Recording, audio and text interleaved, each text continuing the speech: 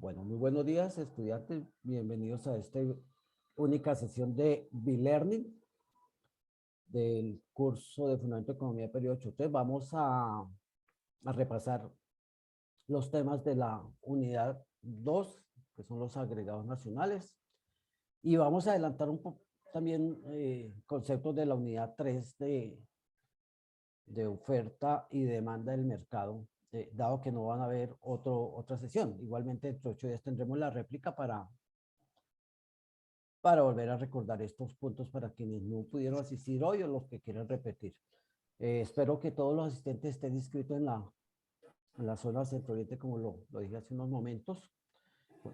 Y también que tomen nota de aquellas observaciones que hice sobre la actividad pasada, lo que encontré, las recomendaciones que hago. Bueno. Profe, Diga. discúlpeme. Esto de pronto usted lo graba y nos lo envía a nosotros. Sí, señora, claro que sí. La idea Muchísimas es igual gracias, profe. que les envíe la grabación, también envío de la web, también envío la grabación de este B-Learning para los de la zona Centro Oriente, porque como le digo, no todos van a poder asistir en 8 días y que tengan toda la oportunidad de conocer los temas que tratamos y las inquietudes que ustedes plantean. Pero antes de iniciar con, con el repaso, pues quiero saber si tienen los que ya han adelantado algo de estudios, si tienen alguna duda o inquietud para ir como resolviendo anticipadamente eso. Recuerde que son 3 temas. Ensayo del Estado, el papel del Estado en la economía, las funciones que cumple, hablar de lo que es el PIB, PIB nominal, PIB real, IPC, crecimiento económico, desarrollo económico, desempleo, política monetaria, en fin. El otro tema es resolver unos ejercicios de cálculo de PIB nominal, PIB real, deflactor del PIB, IPC y tasa de inflación. Y esos ejercicios se resuelven a partir de comprender los conceptos que hemos planteado en el ensayo. Yo en el ensayo planteé, por ejemplo, muchos estudiantes yo veo que escriben que el Producto Interno Bruto es la suma de la producción de un país en un periodo dado, que existe un PIB nominal que se calcula a precios de mercado y existe un PIB real que es el que se obtiene después de sustraer la variación de los precios del PIB nominal para que sea efectivamente un real. Que el IPC es un indicador de la variación de los precios y que la tasa de inflación es llevar ese índice a términos porcentuales para tener una mayor comprensión de eso. Pero cuando van a desarrollar el ejercicio no tienen ni idea de cómo desarrollar. Entonces yo le digo, pues usted dijo que era la sumatoria, el PIB nominal. Sí, pero no sé cómo se calcula. Pues usted dice que es la suma de la producción y le estoy diciendo que se presentó tanta cantidad de un producto tal precio en un año determinado. ¿Eso qué es? No sé. Usted no comprendió lo que escribió. Entonces, comprender lo que escribimos, porque de alguna manera estamos definiendo qué es y cómo se halla, ¿sí? Pues me queda muy fácil hacer los ejercicios, ¿cierto? Entonces hay que conectar eso que estamos escribiendo de manera que haya quedado bien comprendido para poder resolver los ejercicios. ¿Hay alguna duda de pronto de lo que ya han avanzado los estudios que digan no sé cómo es esto o cómo abordar este tema? Sí, profe. Señora. Yo tengo varias dudas. Pues yo sí ya estaba haciendo lo del PIB y el PCI, pero yo todavía no lo logro comprender.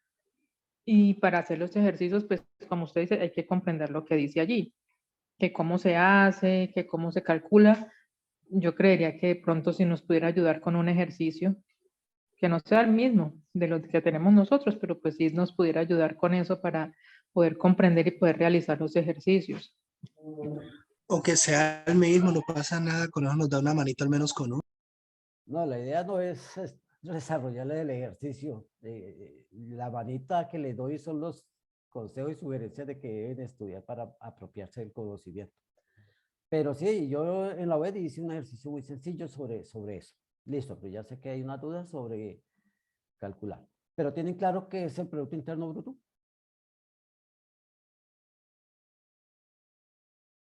Es decir, para hacer el ejercicio, porque yo le puedo decir, multiplique 10 por 15 y le da tanto, multiplique tanto por tanto y le da tanto, pero tengo comprensión de la significancia de ese concepto y la importancia de ese concepto en la economía. Eso es lo que yo le estoy diciendo. Yo ya lo leí, pero todavía no lo logro comprender. Bueno, entonces de eso vamos a hablar. Estoy tratando de tener algunas dudas que tengan muy puntuales para detenerme cuando haga el repaso en la presentación, detenerme y enfatizar esas dudas. ¿Alguna otra?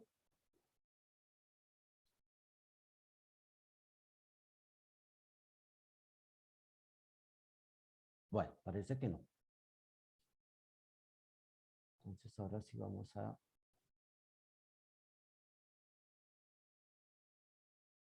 Bueno, están viendo mi pantalla, ¿cierto? Sí, señor, sí se ve.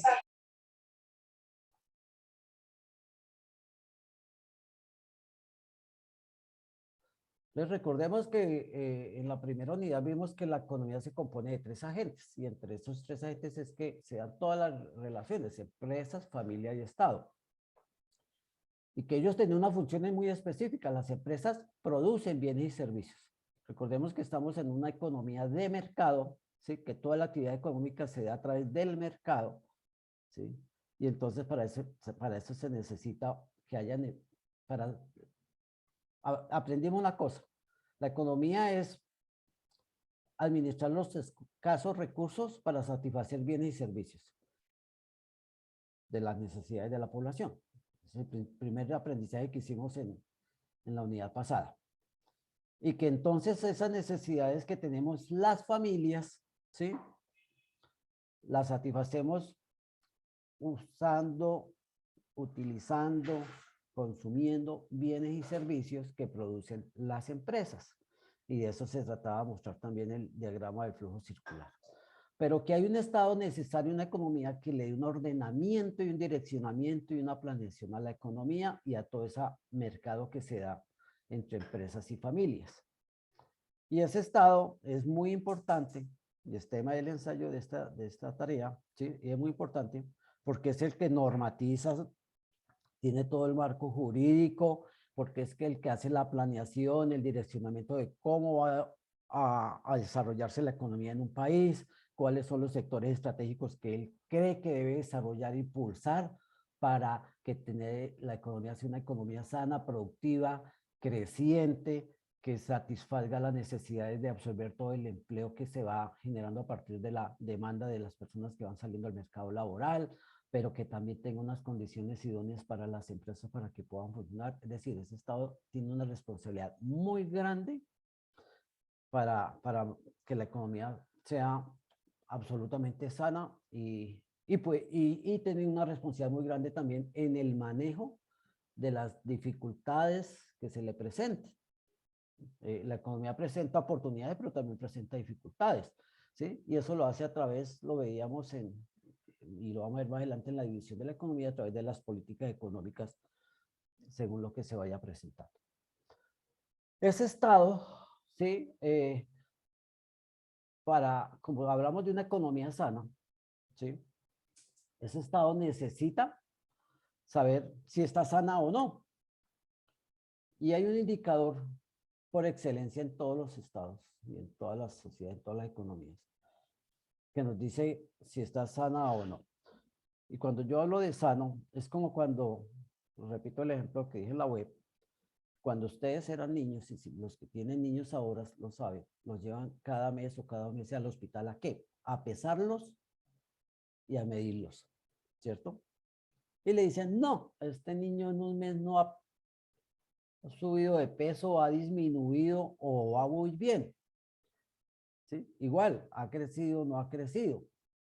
Entonces eso muestra la sana. Entonces le van a decir, no, el niño no está creciendo, el niño lo veo desnutrido, el niño lo veo bajo de peso, entonces tiene que hacerle este y este tratamiento. Eso es lo que hace un Estado. El Estado mide su economía y dice, no, está saludable y vamos a mejorarla más con esto, o no va saludable, entonces vamos a tener que implementar unas políticas públicas económicas para que mejore. Porque una economía es buena y saludable cuando crece. Cuando crece, quiere decir que aumenta sus niveles de empleo, tiene control de unas variables como por ejemplo la tasa de interés, la inflación, todo eso que no afecten el crecimiento de la economía. Y eso se hace, ¿cómo sabe si creció o no? Midiéndola. ¿Y qué mido? La producción de un país. Si un país no produce, no crece, porque cada vez hay más personas con más necesidades de empleo, de consumo, ¿sí? Y la economía no les está dando esa oportunidad de satisfacer las necesidades. Entonces la economía tiene que crecer. Producir más es crecer en una economía. ¿Sí? Una economía que tiene problemas para crecer es una economía que hay que intervenir. Entonces eso se hace a través de medir la producción, que es lo que le da el crecimiento. Está quedando grabada, creo, sí, ¿cierto? Está el botoncito rojo en la parte superior izquierda. ¿Para Karen o no?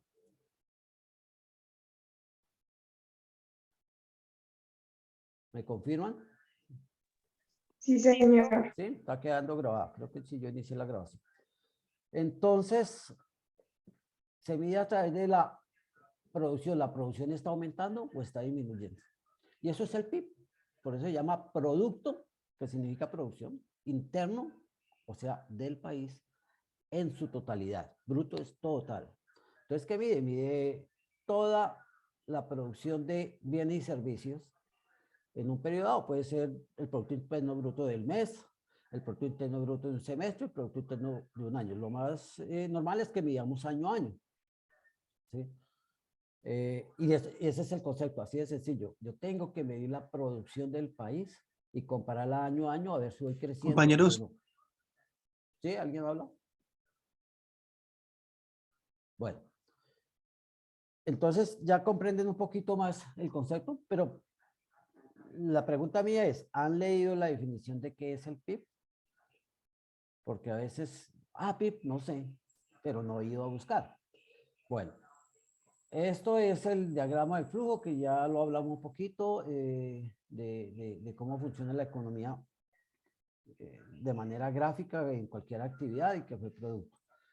Y la economía, decía, se divide en dos grandes ramas, la economía positiva y la economía normativa. Entonces, la economía positiva es la que estudia, investiga los hechos tal y como suceden. En este momento tenemos un problema grande mundial, ¿sí? Que ustedes lo habrán escuchado en las noticias económicas y que se ha descrito ampliamente, que es que estamos a puertas de una gran recesión en Estados Unidos y es una economía que impacta en todo el resto del mundo por todo el volumen de comercio internacional que tiene. Que así como exporta muchas cosas, importa muchas cosas y entonces tanto los países que reciben las exportaciones de Estados Unidos como los que envían productos para que Estados Unidos importe, pues se van a ver afectados porque una recesión quiere decir que es un crecimiento negativo de la economía. Y cuando la economía crece, es como una persona. Yo me ganaba 3 millones y ahora me voy a ganar uno. Eso es una recesión en mis ingresos. Y entonces no puedo comprar cosas. ¿Y quién se van a afectar? Los que me venden. Y ellos que me venden al afectarse porque ya se les va a bajar sus ventas, van a tener que despedir empleados, van a tener menos utilidad y eso se vuelve una cadena, ¿no? En cambio, si a mí me crecen mis ingresos, yo voy a comprar más cosas y quienes me venden van a mejorar también sus ventas, van a tener que contratar más empleados porque van a vender más y producir más y pues se vuelve también hacia arriba una espiral. Ese motivo es un hecho, un fenómeno que se está presentando, ¿sí? Producto de la pandemia, producto de la guerra de Rusia con Ucrania, y eso ha llevado a que en estos días se dispare una variable que es la tasa de cambio, el precio del dólar. ¿Por qué? Porque el mercado de valores es muy grande, la cantidad de inversionistas y capitalistas del mundo que negocian dinero comprando acciones, comprando monedas fuertes, al haber una recesión o riesgo de una recesión de Estados Unidos y tal vez mundial, lo que hacen es decir, no, las empresas van a perder valores como se ha visto, entonces saco mi dinero, empiezo a vender las acciones que yo tenía. ¿Y qué hago con ese dinero? Voy a buscar un activo refugio que llaman, y es el dólar. Y entonces empieza a haber mucha demanda por los dólares. Las monedas se comportan como un artículo, como una mercancía. Y si hay mucha demanda y poca oferta, los precios se elevan. Y eso es lo que nos está pasando con nuestra tasa de cambio. Eso es el fenómeno y hace parte de la economía positiva porque la economía positiva describe los fenómenos tal y como se presentan y los ubica en una de las dos teorías económicas, o teoría micro o teoría macro. La micro tiene que ver con los fenómenos y problemas de las empresas y los consumidores, las familias. La macro tiene que ver con los fenómenos y problemas a nivel general de la economía. Entonces, el tema de la tasa de cambio, la inflación, las tasas de interés son temas generales de la economía. Y eso es macroeconomía. Y esta unidad vamos a hablar precisamente de la macroeconomía. La macroeconomía entonces tiene que ver con las funciones que cumple el Estado en la economía, tiene que ver con la medición de nuestra producción, o sea, el PIB, tiene que ver con entender el concepto de IPC y tasa de inflación. Entonces, ahora, esos problemas aquí quedan solamente descritos en la economía positiva, pero deben ser llevados a la economía normativa. ¿Qué significa la economía normativa? Y si leen los libros, dice la economía normativa es cómo debe ser. Entonces, si en este momento tenemos una tasa de cambio disparada, nos preguntamos, ¿cómo debe ser? ¿Debe ser así? ¿Y así no nos afecta? No, debe ser mucho más moderada. Nuestra tasa de cambio debe estar mucho más bajita para que no se afecte la economía. Entonces, ¿qué hay que hacerlo? Llevarla a eso. Y bien, tiene que darse una política pública económica. Muchos han dicho en estos días que ya es hora que el Estado intervenga para tratar de estabilizar el precio del dólar, porque el Estado en parte lo puede hacer. Como es una mercancía que se compra y se vende el dólar, y es esa presión de la demanda sobre la oferta lo que lo está elevando, el Estado puede salir a vender reservas internacionales, ¿sí? O sea, inyectarle al mercado más oferta, y así la demanda disminuye la presión sobre la oferta, y el precio tiende a bajar, ¿sí? Tiene un costo, obviamente, porque se nos merman las reservas internacionales. Las reservas internacionales es una medida de fortaleza económica ante los demás países que nos venden, porque eso es lo que le da garantía de que les podemos pagar, que tenemos plata. No es lo mismo decirle al banco cuando yo tengo una deuda, mire, yo en la cuenta tengo 10 millones de pesos ahí, y ahí yo puedo pagar las cuotas del crédito. Decirle, no, yo no tengo sino 200.000 pesos. El banco me dice, uy, es que usted no tiene como mucha capacidad de pago, ¿cierto? Eso pasa con las reservas internacionales. Pero ante el daño que nos está haciendo en este momento la tasa de cambio con esa alza, que se nos encarece todo lo importado, se encarece la deuda externa que tiene el país, todo eso hace daño a la economía, pues habrá que sacrificar un poco las reservas internacionales, a mi entender, que el Estado ya debe estar pensando en una manera de controlar eso, porque es incierto lo que pase externamente. Esas variables no las podemos manejar nosotros. Las medidas que tome Estados Unidos dependen de ellos para tratar de apaciguar un poco el nerviosismo entre los inversores en el mercado de valores. Bueno, ya ubicados en el tema que es macroeconomía, que los fenómenos que ocurran se describen en la economía positiva para tomar medidas en la economía, en la política económica, que es la parte de la economía normativa. Entonces revisemos un poquito más. Y vamos a las funciones del Estado. Lo acabo de decir, el Estado tiene una gran responsabilidad en la organización y el manejo de la economía de un país, que no es nada fácil, es demasiado complejo, porque sabemos que la economía como ciencia social es cambiante, es dinámica, responde a conductas, a situaciones que se presenten, situaciones de tipo social, situaciones de tipo bélico como las guerras, situaciones de tipo ambiental, situaciones de tipo político, gobiernos que no de pronto no generan las expectativas y la tranquilidad a los inversores extranjeros, todo eso. Entonces, tiene demasiadas variables que manejar un Estado para tratar de mantener la economía lo más equilibrada y saludable posible. Y gran parte también de la responsabilidad es el manejo del gasto público, porque el Estado tiene una política que llama la política fiscal, que es la de los ingresos y los gastos, y tiene que tener una solidez y una solvencia muy saludable porque no puede gastar más de lo que ingresa, porque eso, como le pasa a cualquier persona, cuando gasta más de lo que gana, va a la quiebra o cualquier empresa, ¿sí? Puede tener hasta un margen de déficit en esa relación de ingresos versus gastos, pero tiene que tenerlo muy controlado. Y estos últimos años se ha descontrolado y se ha crecido el déficit producto de situaciones sociales como fue la pandemia, ¿sí? Y últimamente producto de la guerra que se está presentando entre Rusia y Ucrania. Todo eso afecta, todas esas variables pues afectan los ingresos y los gastos del Estado, y entonces una primera función, digamos, que es el manejo de ese gasto público, la manera como va a financiar ese gasto público, porque al presentarse déficit quiere decir que yo debo volver a un equilibrio generando más ingresos. Si no puedo controlar el gasto, tengo que generar más ingresos, ¿sí? Y por eso entonces se habla de hacer reformas tributarias estructurales, porque se necesita, no solamente para poder cumplir con de pronto planes de gobierno, inversiones que quiera hacer el Estado, mejoramiento de condiciones sociales, de todo eso. Tengo que hacerlo con ingresos y entonces tengo que mirar cómo voy a financiar todo ese gasto de la nación. Y eso es todo lo que tiene que ver con recaudos nacionales, o sea, la parte tributaria.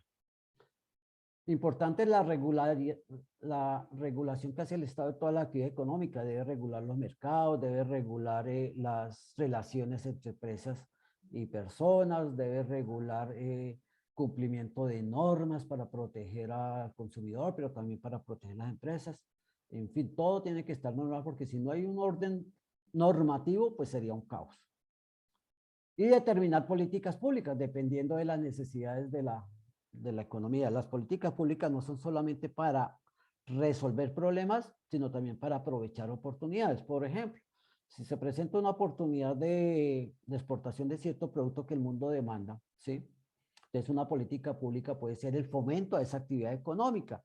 El gobierno pasado, por ejemplo, tenía una política pública de favorecer lo que era la economía naranja, y entonces trazó muchas líneas de crédito de fomento, capacitaciones, apoyo de las instituciones públicas a todo lo que fuera economía naranja, porque pensaba que ahí había una gran oportunidad hacia el mundo de ofrecer ese tipo de productos de la economía naranja. Entonces, cada gobierno mira qué oportunidades hay en el mundo, ¿sí? Y puede tener políticas públicas orientadas a aprovechar esa oportunidad. Pero obviamente también tiene que tener unas políticas públicas de choque cuando se presentan problemas, como la que acabo de hablar de que debe intervenir, debe ser una política pública ahorita intervenir la tasa de cambio. Importante también que debe implementar el Plan Nacional de Desarrollo. Y ese Plan Nacional de Desarrollo, cuando habla de implementación, es porque ha sido propuesto, y es lo que los planes de desarrollo que tenían como propuesta los candidatos a la presidencia que se acaban de presentar. No sé si ustedes tuvieron, digamos, la certeza de, al ir a votar, previamente haber conocido los planes de desarrollo, porque uno como ciudadano debe votar por lo que nos ofrece el candidato, y hay que revisar los planes de desarrollo, leerlo, decirlo, si me gusta esto, no me gusta esto, me gusta más de este candidato porque creo que por ahí es el camino con eso que está proponiendo. Entonces, y esos planes de desarrollo, una vez sale ganador alguno de los candidatos, pues es el que va a implementar para el desarrollo del país, porque eso es lo que él dijo. El candidato, en un momento dado, cualquiera que haya sido, había dicho, yo en mi gobierno voy a fortalecer la economía a través de estos y estos y estos y estos sectores. Y eso lo tiene que volver política a través de la implementación de ese Plan Nacional de Desarrollo que ofreció. Ahora, volviendo al tema de más importancia, que es medir si estamos creciendo o no, y qué hacer para crecer, o para detener de pronto un problema de recesión de que estamos teniendo un crecimiento negativo. Entonces viene el concepto de Producto Interno Bruto, y vuelvo y repito, es la producción de bienes y servicios realizada por los residentes del país dentro de las fronteras, ¿sí? Pero a esa producción hay que restarle el consumo de bienes y servicios intermedios. Un ejemplo muy sencillo es Si una economía produjera un par de zapatos, solamente un par de zapatos en 100.000 pesos, ¿sí? El Producto Interno Bruto de ese país sería 100.000 pesos. Eso es lo que produjo, un par de zapatos que a precios de mercado costaba 100.000 pesos. Pero, obviamente, el par de zapatos incluye que alguien fabricó los cordones. Entonces, vamos a sumar la fabricación de cordones. 10.000 pesos. Es errado decir, entonces, que el Producto Interno Bruto sería 110.000, porque estaría contabilizando doblemente el par de cordones, porque fue un insumo, ¿sí? Una materia prima que utilicé para el producto final. Por eso habla de menos el consumo de bienes y servicios intermedios, los que se consumieron para producir. Entonces yo tengo que restarle a los 100.000 del par de zapatos, cuánto me costó los cordones, cuánto me costaron los ojales de los zapatos que le puse metálicos, todos los bienes, y ahí sigo la producción fue tal. Porque aparte de sumado, la producción de ojales, la producción de cordones, la producción de suelas, todo ya lo he sumado aparte. Para no caer en una doble contabilización que sería errónea a la hora de dimensionar la producción de un país. Está claro lo que significa Producto Interno Bruto, sumar toda la producción de bienes y servicios de todos los 4 sectores de la economía, ¿sí? Una vez restado los materias primas, insumos o bienes intermedios que se utilizaron para la producción de bienes finales. Listo. Ahora, una cosa es valorar esa producción al precio del mercado, a cómo se vendió. Y otra cosa es que ese precio de mercado, para efectos de poder medirlo en términos reales, ¿sí? Puede estar afectado por la variación de los precios. Yo puedo tener que este año tengo un par de zapatos que a valor ya restado sus bienes de consumo intermedio me da 70.000 pesos, ¿sí? Y el otro año la economía produjo el mismo par de zapatos a 75.000 pesos, ya restado los bienes que se usaron intermedios, ¿sí? ¿Habrá crecimiento entre 70 y 75.000 pesos? ¿Qué dicen ustedes?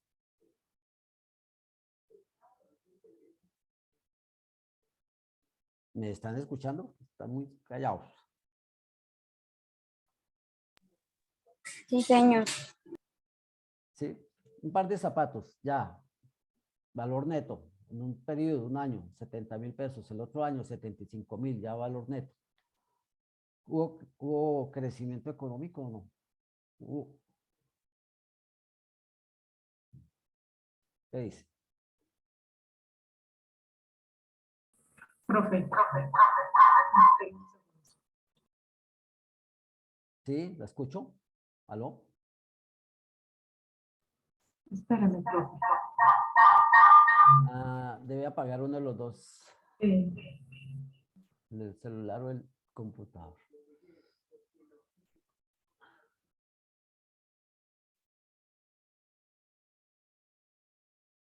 ¿Pero ustedes qué dicen? ¿Sí creció la economía?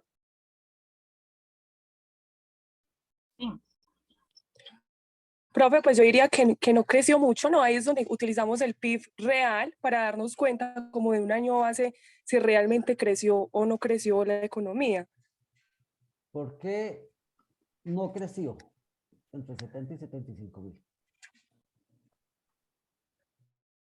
No se nota mucha diferencia, ¿no? No, pero Como hay de, diferencia.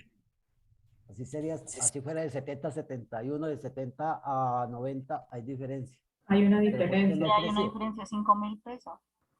Profe, entonces si yo diría, si tiene un precio neto, No. ¿Cuántos pares se produjo el primer año? quiere decir que le subieron los insumos, por eso subió a 75.000, ¿no? No.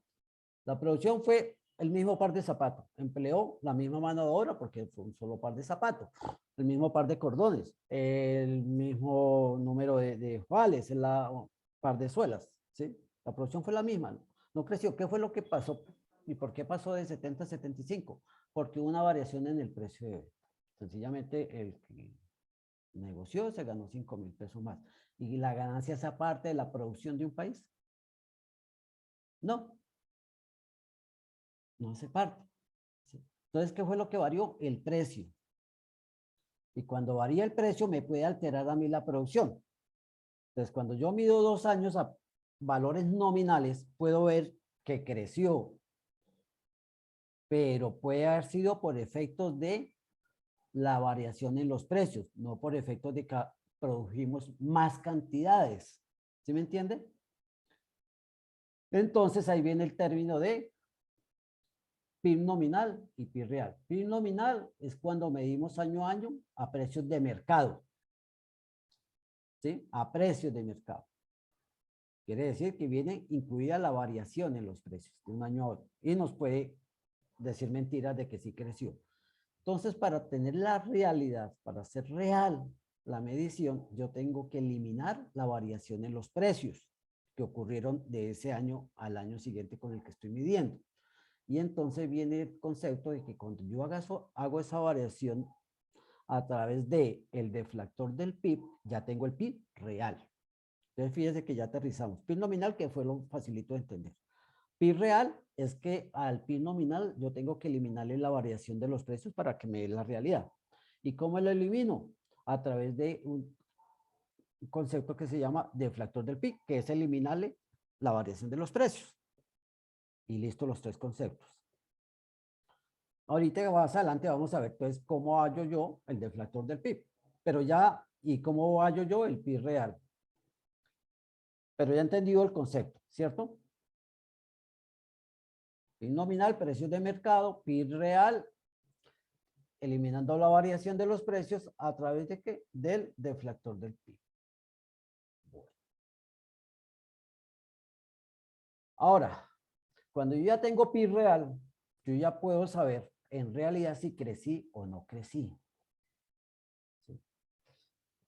Volviendo un poco al ejemplo de los niños, si yo lo llevo a medirlo en este mes con unas sandalias muy delgaditas y el mes siguiente voy y lo llevo con unos zapatos doble suela. Dice, oh, ¿cómo creció? Sí, pero es que hay una cosa que me está engañando ahí, que es el tamaño de la suela. Entonces quítese los zapatos, póngase las sandalias para medirlo en términos iguales que el mes pasado. Y eso es lo que hacemos con el PIB. Entonces decimos, no, quítemele la variación de los precios para poderlo volver a medir en términos reales con el periodo anterior. ¿Sí? Y cuando yo mido en los mismos términos, PIB real con PIB real, puedo saber si creció o no. Y eso se llama crecimiento económico, cuando es positivo. ¿Sí?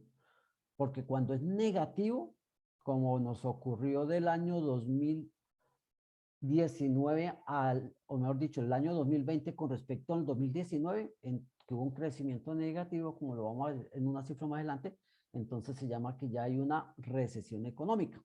Echamos para atrás. En lugar de aumentar, disminuimos nuestra producción. Obviamente fue por la pandemia. Entonces, crecimiento se define como eso, como el cambio cuantitativo de una variable fundamental de la economía, que es el Producto Interno Bruto. Ya sabemos que es el real. Es el principal indicador de medir la producción. Es decir, se genera crecimiento cuando todos los bienes y servicios producidos por un país en un año son más que los producidos el año anterior. Y eso significa que si crece la producción, estamos absorbiendo mano de obra, estamos comprando más materias primas. Al generar más mano de obra, la gente tiene más capacidad de consumir, de gastar, y eso aumenta también entonces la capacidad de producción de las empresas, y por eso es que se habla que se necesita crecimiento para que la economía sea sana, para que la economía sea rica, presente riqueza, para que haya mayor bienestar. Se necesita crecimiento. Un país que no crece es un país que va a vivir en malas condiciones, que tiene que hacer algo para que crezca. Tiene que diseñar unas políticas públicas para estimular el crecimiento. Ahora, tenemos en negrilla que dice cambios cuantitativos, ¿sí? O sea, en cantidades. ¿Qué es lo malo del PIB? Eso es la parte mala, que nos dice que sí, en tanta cantidad hemos crecido, pero la otra parte es, ¿ha mejorado las condiciones de la población a pesar del crecimiento? Entonces tenemos que ver el segundo concepto, desarrollo económico.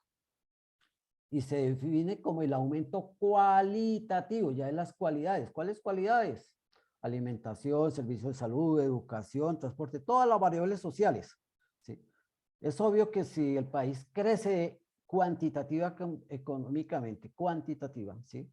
Se tendría que ver reflejado en un aumento de las cualidades de todas las variables sociales. Más educación, más salud, mejor vivienda, mejor infraestructura vial, todo eso. Porque hay una economía sana que está generando esos recursos. Pero no siempre es así. ¿Por qué no es así? Por malas políticas económicas, ¿sí? Por mala infraestructura económica. Por ejemplo, hay países que crecen al 20-25%, que es un crecimiento astronómico, pero las condiciones de pobreza cada vez son peores. Países en África que realmente su Producto Interno Bruto está basado en la minería, petróleo, carbón, gas, piedras preciosas, todo de empresas extranjeras que no se ve reflejado porque son empresas que se llevan todas sus utilidades, porque normalmente son gobiernos dictatoriales, corruptos, ¿sí? Y no mejoran las condiciones de vida. Entonces tienen un muy buen crecimiento económico y eso el mundo lo ve muy bien desde el punto de vista económico, pero la gente vive muy mal. Países de Europa tienen muy buen crecimiento económico y la gente vive muy bien, van de la mano lo uno con lo otro. Por eso es que está anhelado irse uno a países desarrollados a trabajar porque las condiciones allá son muy buenas para vivir, ¿sí? Porque manejan una bien economía, tienen una cultura muy eficiente, no se roban la plata, son muy acertados socialmente en devolver todo ese crecimiento que tienen ellos como países industrializados a bienestar de la comunidad. Pero hay países que no, como el nuestro, que no está tan mal, pero le falta mejorar las condiciones de desarrollo económico frente. Claro que tampoco es que también no estemos súper bien en crecimiento económico. Entendido la diferencia entre los dos conceptos. Uno mide la parte cuantitativa, crecimiento económico. Desarrollo económico mide la parte de las variables sociales. Son temas del ensayo, ¿no? Ahí están porque he visto ensayos que me están mandando, únicamente llegan hasta el IPC y no me están hablando del tema del desempleo, de la política monetaria, no me están hablando de crecimiento y desarrollo económico, del concepto de laissez-faire, laissez-passer, que significa que los estados no deben intervenir mucho en la parte del mercado, en la economía, que es como una teoría económica clásica de hace 200 años, donde dice que la economía debe desarrollarse solita sin intervención. El Estado debe intervenir en normatizar, en regular, en planear, pero no en el mercado. Por eso es que cada vez desaparecen más las empresas públicas en Estados Unidos, por ejemplo, hasta la milicia es de los particulares, regulada y controlada por el Estado, pero no es del Estado. La producción de armas, muchas cosas son la empresa. ¿Por qué? Porque es una economía de mercado y son los particulares los que montan empresas en ese mercado para resolver todas las necesidades.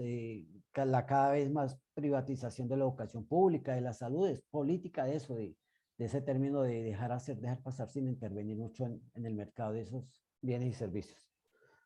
Podemos ver aquí que hay varias indicadores de cómo se ha comportado el crecimiento económico. Para mirar lo más reciente, pues tenemos que en los 3 últimos años, en 2019, veníamos creciendo a un 3.2, que es similar a los años entre 2015 y 2018, pero vino la pandemia y se presentó una recesión y disminuimos 6.8% con respecto al 2019. En el 2021, pues volvimos a tener un crecimiento del 10.6, obviamente porque ya hubo apertura de muchas actividades, y ese 10.6 es sobre el valor absoluto que teníamos en el 2020, que de todas maneras no es igual, ¿sí? Ni superior al 2019, porque si sumamos el 3.2 que subió en el 2019 y le restamos y tenemos 6.8, no nos alcanzará el 10.6 que subió, y deberíamos haber subido mucho más, El pronóstico para este año es que vamos a seguir mejorando sobre el año pasado en un 6.1 y se espera que para el 2023 esté por ahí en el 3.2 otra vez, que es un crecimiento normal. No es tan bueno, un crecimiento bueno debería ser del 5 al 8, el 9%, pero un crecimiento normal puede estar entre el 3 y el 4. Y se espera que para el 2023 volvamos. Se espera, porque como el mundo cambia tanto, no sabemos si va a ser más difícil, más complicado, o si realmente vamos a tener condiciones favorables para volver otra vez a normalidad. Bueno. ¿Cómo hallamos el deflactor del PIB? Pues como sabemos que es por la variación en los precios de un año a otro, entonces sencillamente utilizamos ¿qué? Esta fórmula que es, una vez hallados los PIB nominal y PIB real de cada año, utilizamos esta fórmula, dividir el PIB nominal de un año con respecto al PIB real del mismo año. Por ejemplo, pide el deflactor del PIB nos pide que lo hallemos sobre el año 2020, creo. Entonces, sencillamente, una vez calculemos el PIB nominal del 2020, lo dividimos en el PIB real del 2020. Pero, ¿cómo yo hallo el PIB real del 2020? Pues muy fácil. Supongamos que yo tengo un par de zapatos de costo de 70,000 pesos. Ese es el PIB nominal. Al año siguiente, tengo el mismo par de zapatos, o 1.5 par de zapatos, a 75. 1.5, dos pares, para ponerle valor absoluto. Dos pares de zapatos en el segundo año, ¿sí? Y ya no 70, sino 80.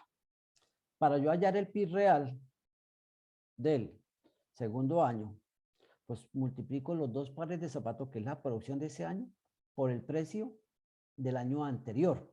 No lo puedo multiplicar por los 80,000 porque es el precio del año siguiente que puede haber sufrido variación de precio. Lo multiplico por el precio del año anterior. Entonces, sencillamente digo 2 por 70, 140, es el PIB real del segundo año. ¿Sí? El PIB real del primer año va a ser igual porque no tengo un valor de ese bien o servicio del año anterior. Entonces, sigue siendo el PIB nominal, el PIB real, para efectos del ejercicio del 2018, exactamente igual el nominal y el real. Pero el segundo año, en el 19, yo tengo que sencillamente multiplicar las cantidades producidas de ese 2019 por los precios de esos mismos bienes en el 2018. Y en el 2020, tomo las cantidades producidas en el 2020 y lo multiplico por el precio del 2018, no por el precio del 2020, porque no estaría eliminando la variación que hubo entre el 18 y el 20. ¿Sí me entiende? Entonces es muy fácil hallar el PIB real. Y cuando ya tengamos los PIB real de los 3 años y los PIB nominales, pues puedo hallar el deflactor del PIB que me está pidiendo el ejercicio, que es el del 2020. PIB nominal sobre PIB real. ¿Entienden el sentido de multiplicar la producción de un año por el precio anterior? Porque si lo multiplicara por el precio del mismo año, sería precio de mercado de ese año, incluida la variación que haya obtenido en el precio. En cambio, si lo multiplico por el precio del año anterior, le estoy eliminando la variación. ¿Cuánto varió el precio del par de zapatos de un año? De 70 a 80. Quiero eliminar esos 10, entonces lo multiplico por 70. Para que realmente yo puedo decir que el primer año el PIB fue un par de zapatos por 70, PIB nominal 70,000. El segundo año, el PIB nominal 2 por 80, 160. Pero el PIB real del segundo año es 2 por 70, 140. Y así sucesivamente con los otros artículos. ¿Preguntas?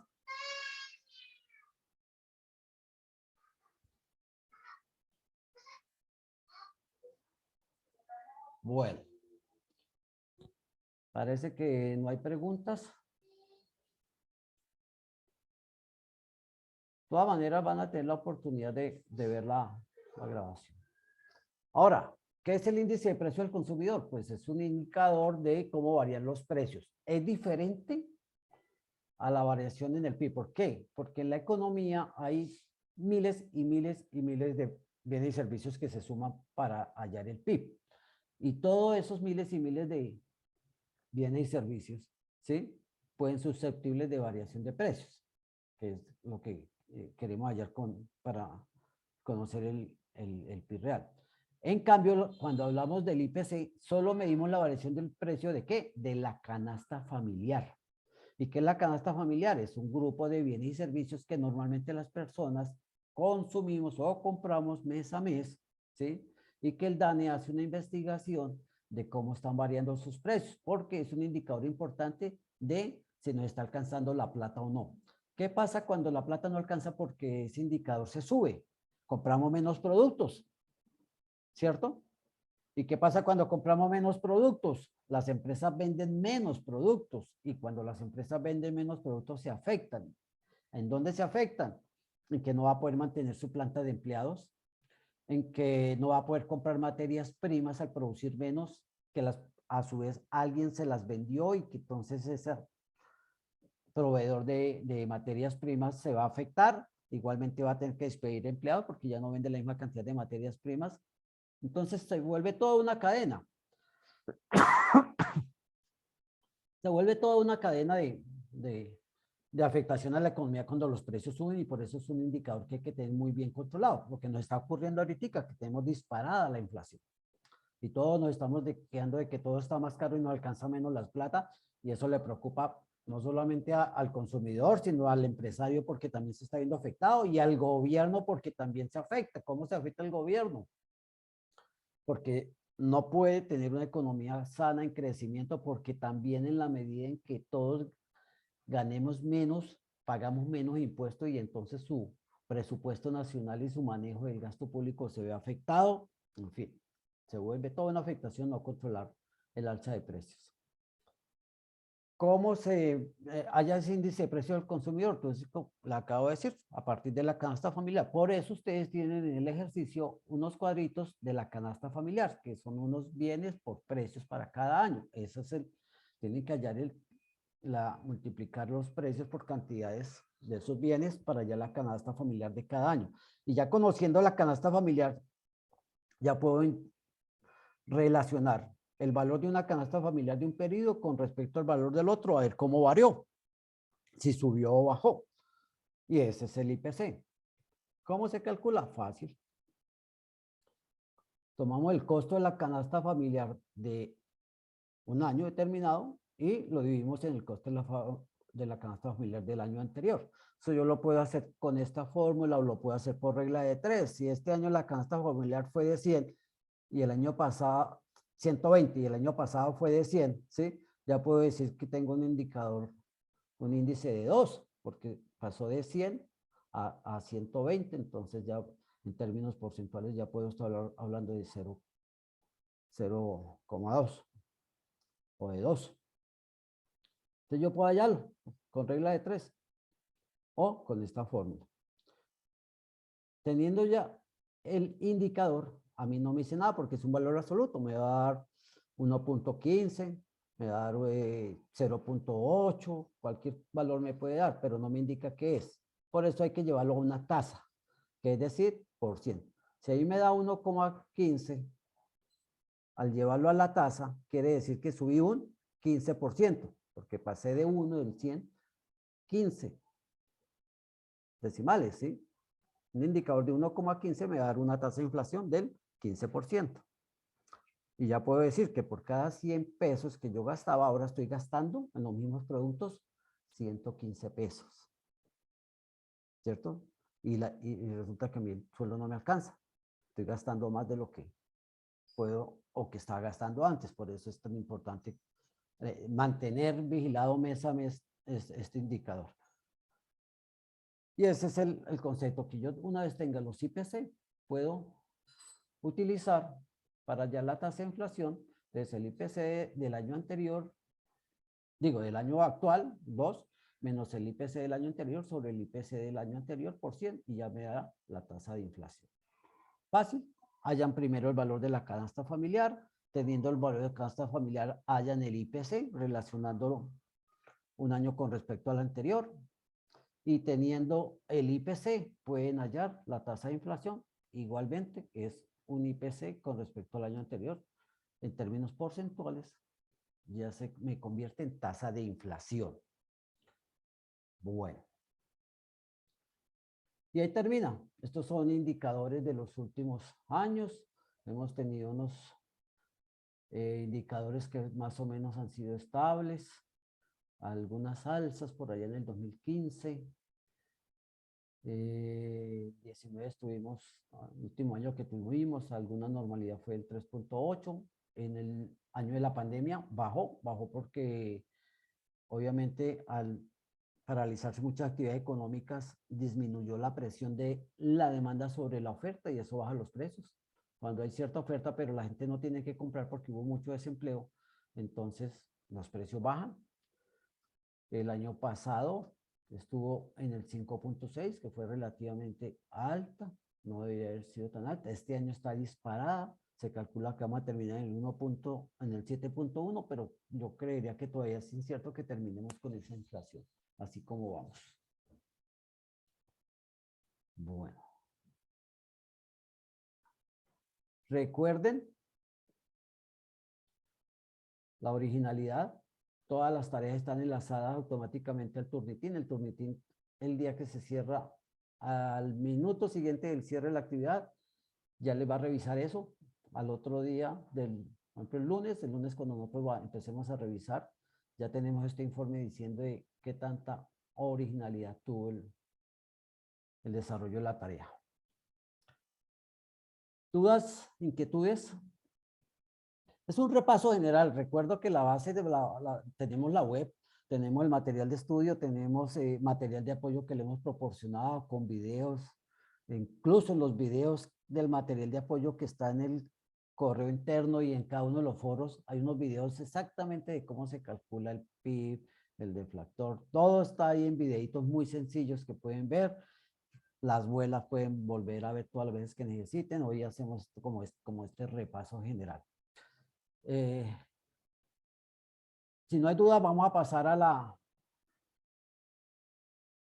la siguiente tema porque, como les digo, a partir del lunes empezamos la tarea, a partir del lunes 18, empezamos con la tarea 4 del mercado y hay que hacer unos ejercicios y conocer muy bien el tema y no vamos a tener bilearning, vamos a tener solamente web. Comentarios, mientras busco aquí la presentación.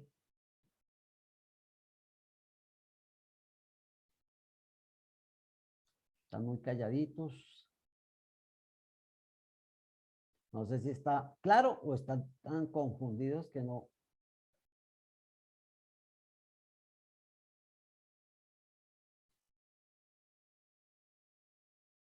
Profe, no, para mí está claro.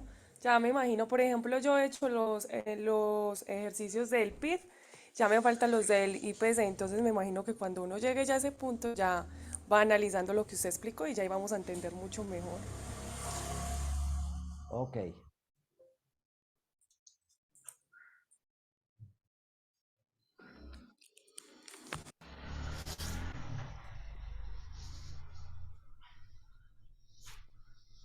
Voy a hacer rápido la presentación del mercado como un previo, pero lo importante es que asistan a la web. La siguiente web está para el jueves 21 de julio a las 6 de la tarde. Porque quiero dejar espacio al final para que juguemos quien quiere aprender economía, que es algo así como quien quiere ser millonario, por lo menos del primer tema. ¿Ya ven la diapositiva o no? Sí, sí, señora. Sí, señor. ¿Qué dice? Mercado, oferta y demanda, ¿sí? Sí, señor. Listo. Ese es el tema. Una vez terminen esta tarea, lo voy a tocar lo más sustancialmente posible. Ya estas partes, bueno, me fijo en este flujo circular. Recordemos, no se van a confundir, este tema es para la tarea 4. Recordemos que la economía funciona muy fácil entre empresas y familias, porque las empresas producen bienes y servicios que consumen las familias y pagan por eso, porque las empresas consumen factores de producción que se las ofertan las familias. Y empezamos a utilizar términos, demanda y oferta. ¿Quién demanda bienes y servicios? ¿Cuál de los agentes económicos demanda bienes y servicios? La familia, Las familias. ¿Quién produce bienes y servicios? las empresas, Las empresas. ¿Sí? Las empresas producen bienes y servicios, que a su vez son demandados por las familias. Eso lo entendimos en el flujo circular de la primera unidad. La función de las empresas es producir, que significa ofertar bienes y servicios. La función de las empresas, ¿sí?, es consumir, que significa demandar bienes y servicios. Además de que las empresas demandan factores de producción, ¿sí?, que son ofertados por las familias. Pero vamos a centrarnos en el mercado de bienes y servicios, porque es el tema del mercado. Entre empresas y familias para el tema. Entonces, ya tenemos dos conceptos claves, demanda y oferta, ¿sí? Y nos vamos a lo que significa el comportamiento de la demanda. ¿Quiénes demandan? Las familias. Tenlo claro, las familias demandan bienes y servicios, ¿sí? Y esa demanda, esa cantidad de demanda de bienes y servicios está en función, y cuando hablo función, empiezo a pensar en un término matemático, que es ¿qué? En matemática es una función, ¿cómo lo mostramos que es una función matemática?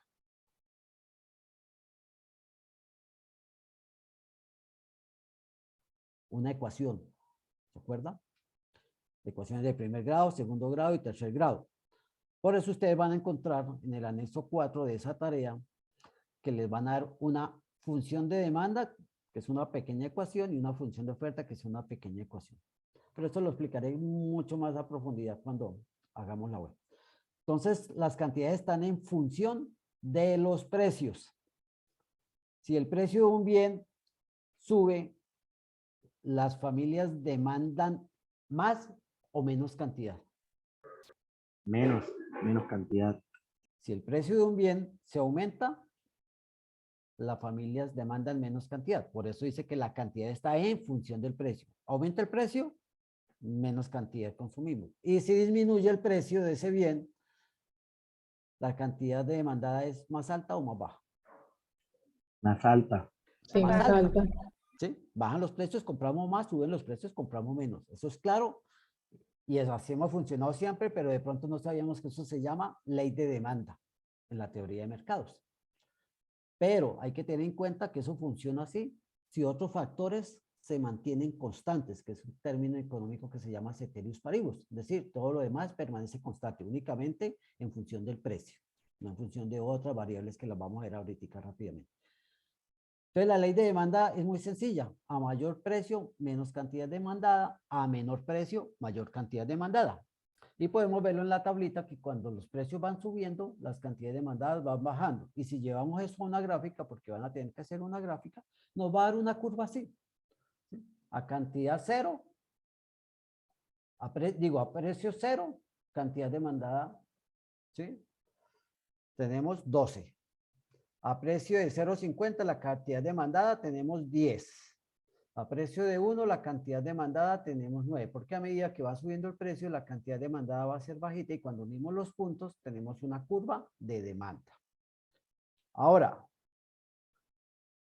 ¿cuáles son otros factores que pueden influir que nos rompen la ley de demanda? ¿Sí? El ingreso.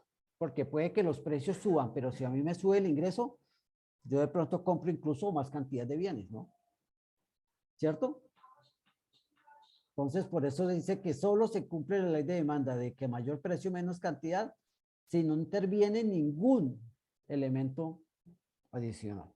Pero cuando ya intervienen estos elementos, por ejemplo, el ingreso, ya no podemos hablar de que se cumple la ley de demanda, porque el precio puede subir, pero si yo tengo mayores ingresos, compro igual cantidad o de pronto compro más cantidad. ¿Sí? Y entonces dice, ¿cómo así? Luego cuando subían los precios no compraba menos, sí, pero no es que como tengo mayores ingresos. Entonces por eso se habla de que solo la ley de demanda funciona manteniendo constantes o sin intervención los otros elementos. ¿Qué otro elemento también puede romper la ley de demanda? Los precios de los bienes relacionados, es decir, los sustitutos o los complementarios, porque muchos de los bienes tienen sustitutos o puede tener complementarios. ¿Qué es un bien sustituto? Aquel que yo puedo cambiar por un bien. ¿sí? Entonces, el precio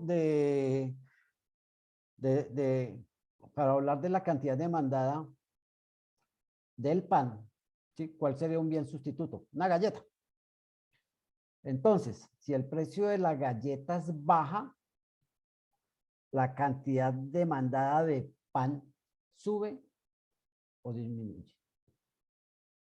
Si el precio de la galleta, porque estamos hablando del precio del bien relacionado, en este caso sustituto. Si el precio de la galleta baja, la cantidad de demanda de pan sube o baja. Sube. Si el precio baja, está más barata la galleta, yo compro más pan, que está más caro. No. Baja. ¿Cierto? Y al contrario, si el precio de la galleta sube, la cantidad demandada de pan, ¿sí? Aumenta.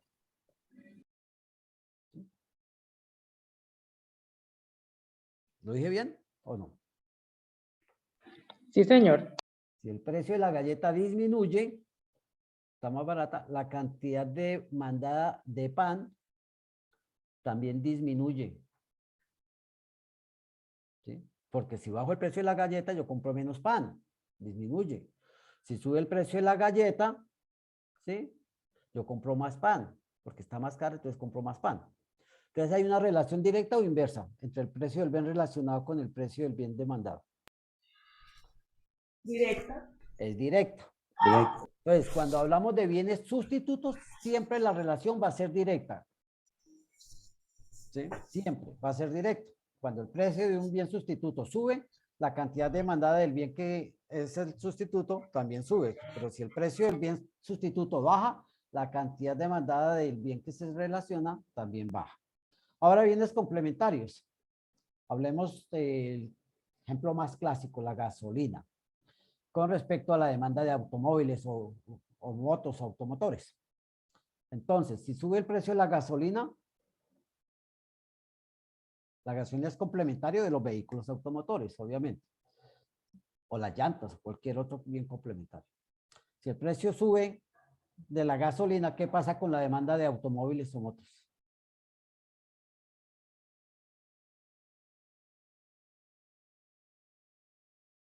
A más cara la gasolina, compramos más carros, más motos. No, baja. Baja. ¿Sí? Y más barata el precio de las llantas, ¿sí? Compramos más carros o motos. Sí, señor. Sí, sí, señor. Si baja el precio del bien complementario, sube la cantidad demandada de ese bien que es complementario. Si sube el precio del bien complementario, disminuye la demanda de ese bien complementario. Entonces, eso es una relación inversa o directa. Inversa. Inversa. Inversa. Clara la diferencia. Veamos. Cuando hablamos de los precios de bienes Clarito, sustitutos, oscuro. tienen una relación directa. Cuando hablamos de precios de bienes complementarios, tienen una relación inversa. ¿Por qué otro motivo? Ellos se estiran más. ¿Por qué otro motivo también no se cumple la ley de demanda? Por los gustos y preferencias.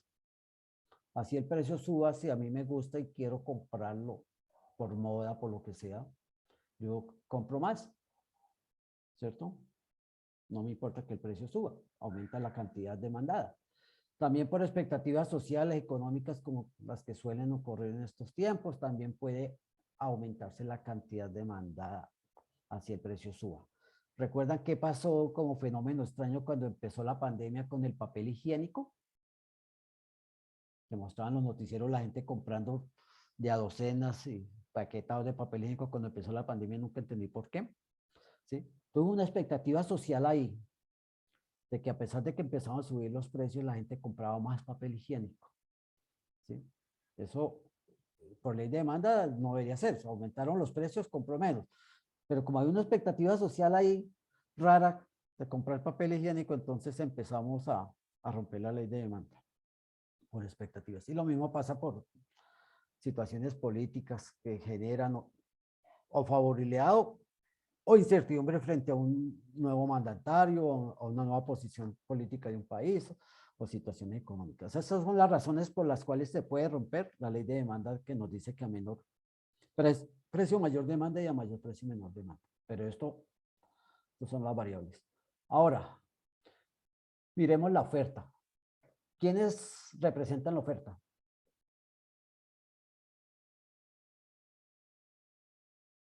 ¿Cuál agente económico representa la oferta?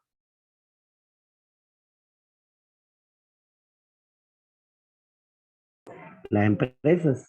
Las empresas, lo habíamos dicho, la familia representa la demanda y las empresas representan la oferta. Karen me dice Factores de que producción. el próximo sábado, el Bilerni. Sí, es el de hoy. Quien quiera volver nuevamente, repetimos hoy, porque muchos no pudieron asistir hoy, van a tener oportunidad. De hecho, por el grupo de Skype me escribieron que no podían ir, pero que el próximo sábado sí. El que no importa. Si asistió hoy, ya tuvo sus orientaciones, tuvo su beneficio de los puntos. Si quiere volver a asistir el sábado, lo puede hacer a las orientaciones. Tiene los mismos puntos, no vamos a aumentar a 100, obviamente. ¿Sí? Dice que tiene inscritos 2. No, una sola vez se inscribe, así hubiera más sesiones con una sola inscripción, es válida para todos, las sesiones a las que asista. Profe, en el caso mío que la tengo para el día lunes, sin embargo, yo accedí a entrar a la de hoy también como por estar mejor orientado. ¿De igual debo entrar el día lunes? El día lunes, ¿en dónde? ¿Y cuál son está escrito? El CECAP de Pitalito Huila. Permítame, yo voy a revisar un momentico. El lunes estamos a 11. Yo le digo. Sí, señor. El lunes es 11. Sí, zona sur con la profesora Alejandra Penagos el 11 de julio. Está escrito allá, Sí, señor. pero Sí, debe señor. ingresar allá por una razón, porque allá es donde le van a poner los puntos. Bueno, señor, listo. Sí, señor. Porque si no asiste allá, y entonces la profe Alejandra va a descargar el listado que ella comparte ese día de ahí, de asistencia, no lo va a ver y no le va a poner los puntos. Listo, profe, no pasa nada. Yo ingreso también a reforzar. Listo. Bueno. Entonces decíamos que el agente económico que representa la oferta son las empresas. Ahora, pensemos como empresarios. Si los precios suben, yo oferto más productos o menos productos. Más cantidad o menos cantidad.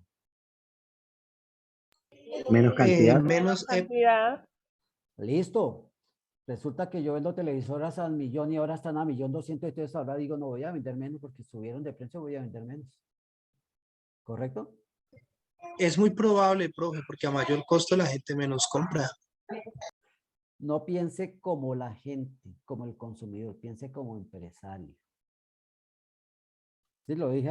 Metele propaganda a eso, metele propaganda a eso y eso se va. Acabé de decirle, vamos a pensar como empresarios, ya no como consumidores, porque Sí, como esto va empresarios. aparte, en la demanda, ya dejamos de pensar como familia o consumidores, Sí, como empresarios. como empresarios, yo sacaría todo al mercado, así esté Claro, más caro. claro, esa es la dinámica. Si suben los precios, yo trato de ofertar más, porque entre más volumen de ventas, mi margen de ganancia va a ser mayor. Si yo gano 10%, ¿sí? En la venta y sube el precio, pues me sube mis márgenes. Entonces yo, como empresario, si los precios suben, ¿sí? Oferto más. Y si los precios bajan, oferto menos. ¿Cierto? Cuando eso ocurre, hablamos de la ley de oferta. También, siempre y cuando no intervengan otros factores. Entonces ya tenemos claro, ley de demanda, mayor precio, menos de demanda. A menor precio, mayor demanda. Ahora, ley de oferta, mayor precio, mayor cantidad ofrecida. Menor precio, menor cantidad ofrecida. Es totalmente contraria. Y tiene que ser contraria para que podamos nosotros ver, como está en el ejemplo de la tabla, que a medida que sube el precio, yo aumento la cantidad oferta. Y me va a dar una curva que es totalmente contraria a la curva de la demanda. ¿Sí? Entonces, cuando el precio era 0, 0, pero cuando el precio es de 50, yo también oferto 0. No me interesa mucho ofertar con un precio tan bajito, pero a medida que el precio va subiendo, yo voy ofertando mayor cantidad. ¿Sí? Siempre las gráficas se hacen El eje Y vertical van los precios y el eje horizontal, que es el X, van las cantidades. Van las cantidades.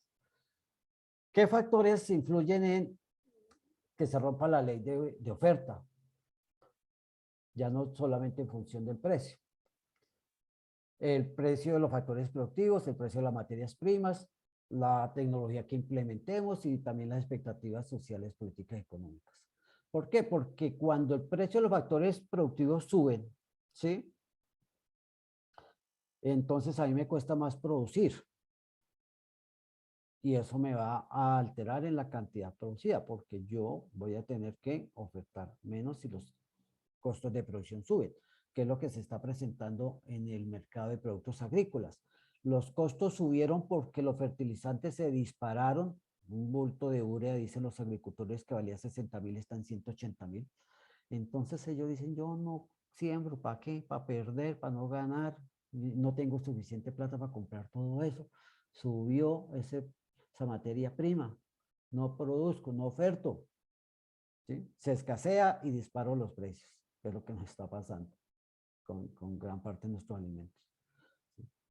Pero si el precio de los factores productivos bajan, me sale más barato la mano de obra, por ejemplo, que es un factor productivo, me sale más barato los insumos, ¿sí? Entonces yo me animo a producir más, que me sale más barato producir.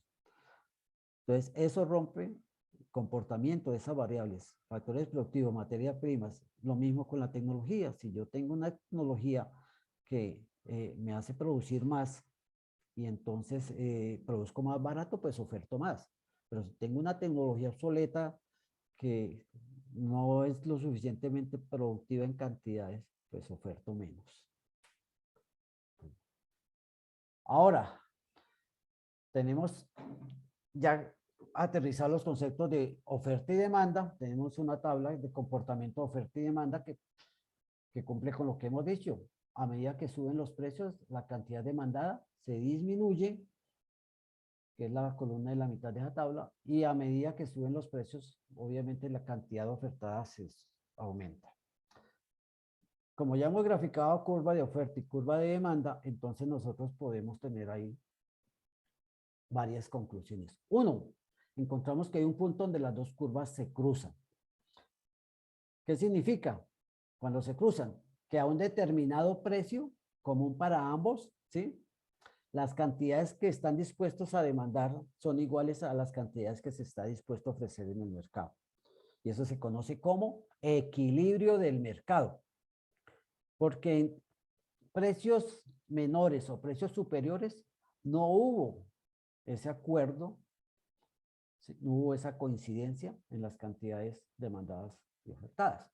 Y por lo tanto se presentan o bien excedente del consumidor, que es de demanda, la demanda está excedida, o bien está excedida la oferta. ¿Cómo entendemos eso? Cuando el precio es cero, la cantidad demandada no es tampoco, están dispuestos los consumidores a adquirir 24 unidades. Pero obviamente los oferentes dicen, no, pues gratis, yo no oferto nada, a precio cero, yo no oferto nada, ¿sí? ¿Que hay un exceso de qué? ¿De demanda o de oferta?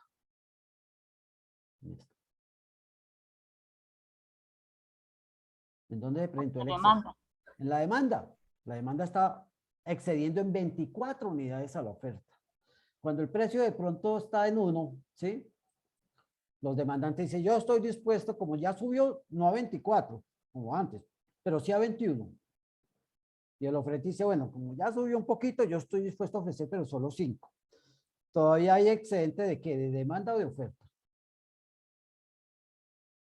Demanda también. De demanda, ¿sí?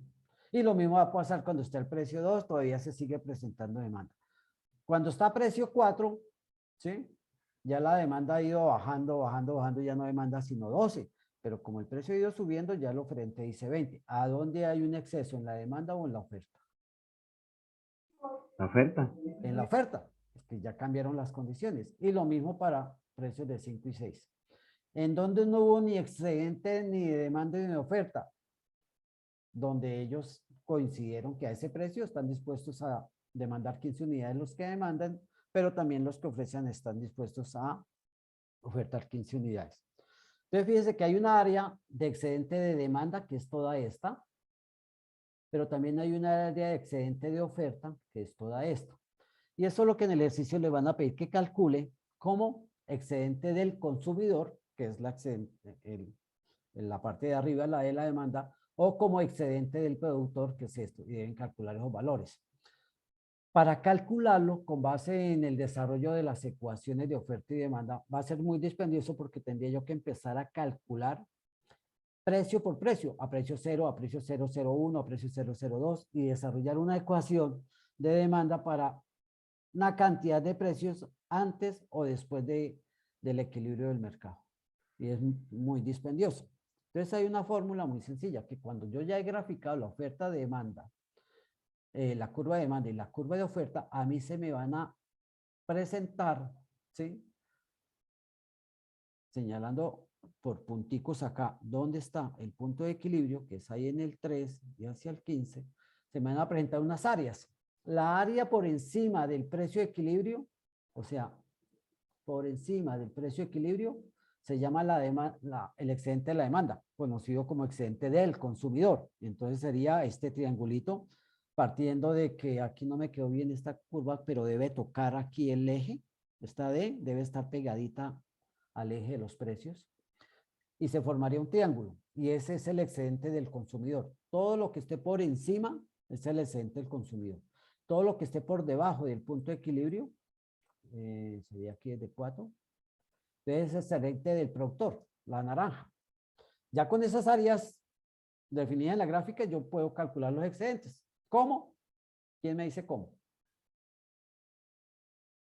Sin necesidad de hacer operaciones de calcular las ecuaciones valor por valor. ¿Cómo puedo calcular yo, por ejemplo, el excedente del productor aquí abajo?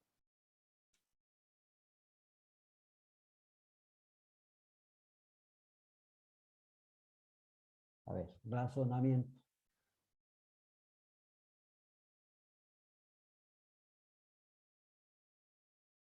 ¿Qué figura ven? Una X, hacemos una X y en el punto que cortan las dos o que cruzan, ahí sería la... Ven en la tabla que tengo sombreado ahí como en grisecito desde el 4 hasta el 6 y los valores cantidades. Ese es el excedente del productor. En la gráfica se tiene que reflejar como esta área sombreada en naranja. Es una figura geométrica, ¿cierto? Entonces Señor, un triángulo. yo tengo que hallar el área de ese triángulo. Porque lo que me dé el área de ese triángulo, yo sé que por geometría, ¿sí? Puedo calcular las áreas. El área de un cuadrado, el área de un triángulo, ¿cierto? Y entonces, ¿cuál sería el excedente del productor ahí? Primero, debo saber la fórmula del área del triángulo, ¿cuál es? Deben reforzar mucho dos cosas para entender estos temas. Uno, debo reforzar matemática básica. Vayan preparando cómo se resuelven ecuaciones de primer grado.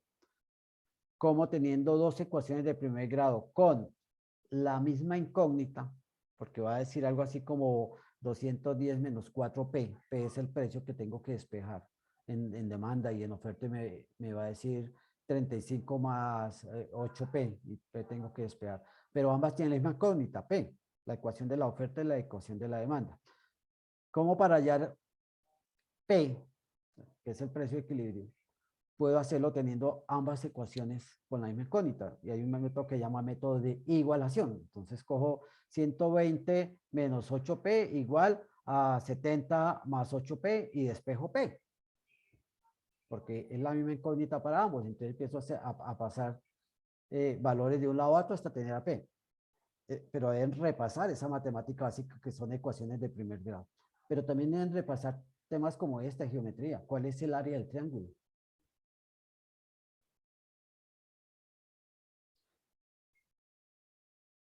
Yo sé que muchos lo han olvidado, y no solamente en este curso, sino en muchos cursos que van a tener necesidad de recordar aspectos básicos del bachillerato, van a tener que volver a repasar. Porque son cosas con las que debemos llegar a la universidad. ¿Cuál es?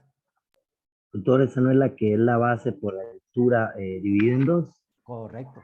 Ese es el área del triángulo. Entonces, vamos a calcular en este ejemplo el excedente del productor. ¿Cuál es la base? ¿Qué valor tenemos como base?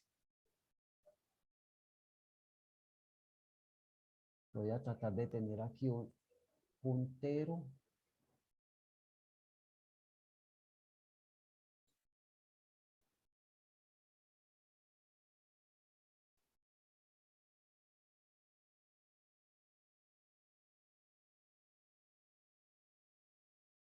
Bien. Si ven el puntero, la base de este triángulo es esta. Voy a cambiarles de color.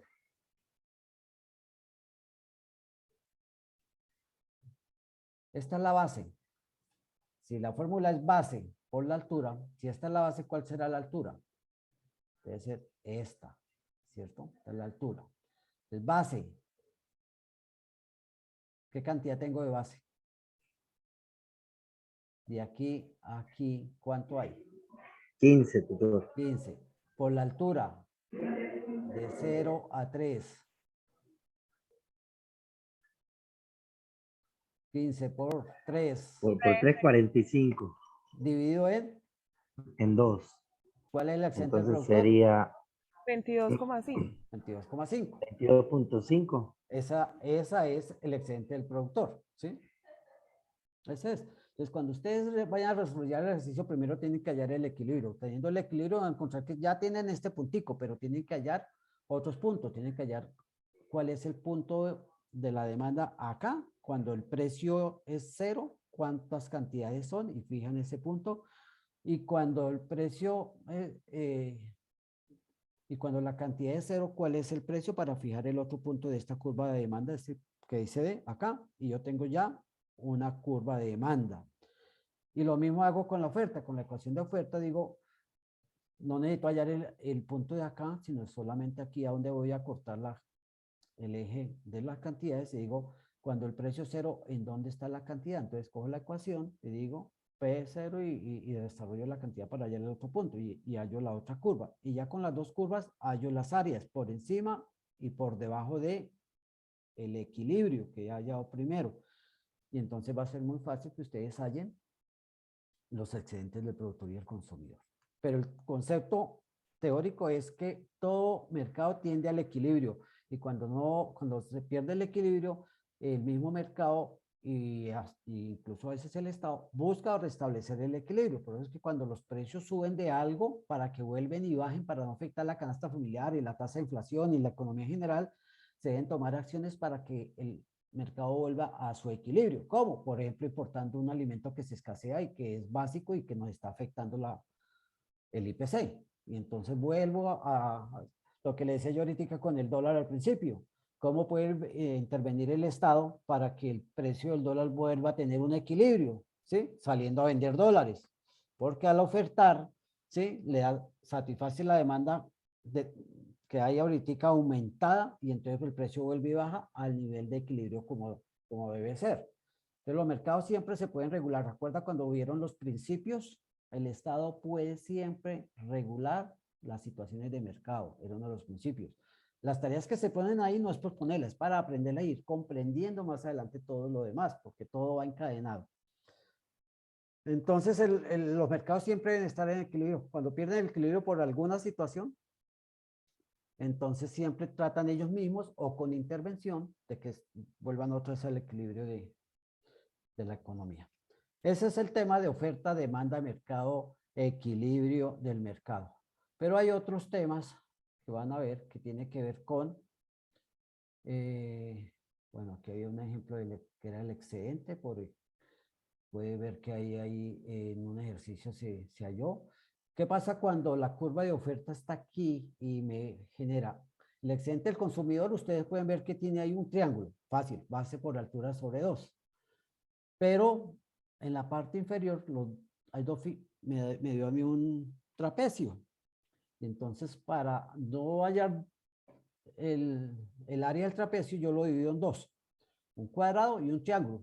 Y hallo el área del cuadrado lado por lado, y luego lo sumo al área del triángulo, que es base por altura sobre 2, y ya tengo el excedente del productor, cuando nos da así una figura de ese tipo. El otro tema que van a ver son las elasticidades, ¿sí? Creo que también hay un tema que tiene que ver con el desplazamiento de las curvas. Las curvas, acuerda que se pueden desplazar por las variables. Cuando a mí me aumentan los ingresos, la curva de demanda suele desplazarse a la derecha porque voy a poder demandar más cantidad. Si disminuyen mis ingresos, acuerda que eran las 4 variables que vimos: ingresos, gustos y preferencias, precios de los valores de los bienes complementarios o sustitutos. Entonces, cuando pasan esas situaciones, las curvas tienden a desplazarse y entonces se puede desplazar a la derecha o a la izquierda. Cuando aumenta el gusto por algo, la curva de demanda se desplaza a la derecha, partiendo de un equilibrio inicial. Y eso genera cambios en el precio y cambios en la cantidad. Y lo mismo en la oferta. La oferta también se puede desplazar a la derecha o a la izquierda. ¿Cuándo puedo aumentar la oferta partiendo de un equilibrio inicial cualquiera? La oferta de un producto. Por ejemplo, cuando bajan los precios de los factores de producción. Lo dije hace un momento. Producimos más, ofertamos más, y entonces la curva de oferta se desplaza a la derecha. ¿Cuándo se desplaza a la izquierda? Cuando ofertamos menos. ¿Por qué? Porque se subieron los costos de producción. Entonces, todas esas variables que nos hacen variar nuestro comportamiento de demanda y de oferta hacen que las curvas se desplacen o bien a la derecha aumentando o bien a la izquierda disminuyendo.